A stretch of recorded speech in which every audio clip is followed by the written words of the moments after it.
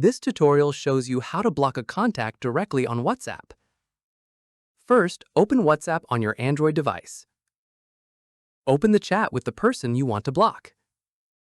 From there, tap on the contact's name at the top of the chat to open their info page. At this point, scroll down and tap on Block. From there, a confirmation prompt will appear. Tap on Block again to confirm. After that, the contact will now be blocked and will no longer be able to call, message, or see your last seen, online status, or status updates. In the next step, if you want to block someone directly from your chat list instead, go back to your main chats. From there, press and hold on the conversation with that person. Once done, tap on the three dots that appear at the top right.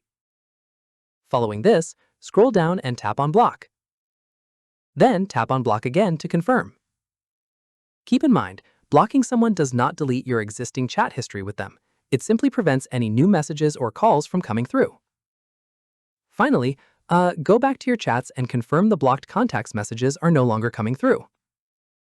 And that's it. If this guide helped you block someone on WhatsApp, give it a like, subscribe for more Android tutorials, and tap the bell icon for updates. See you in the next one.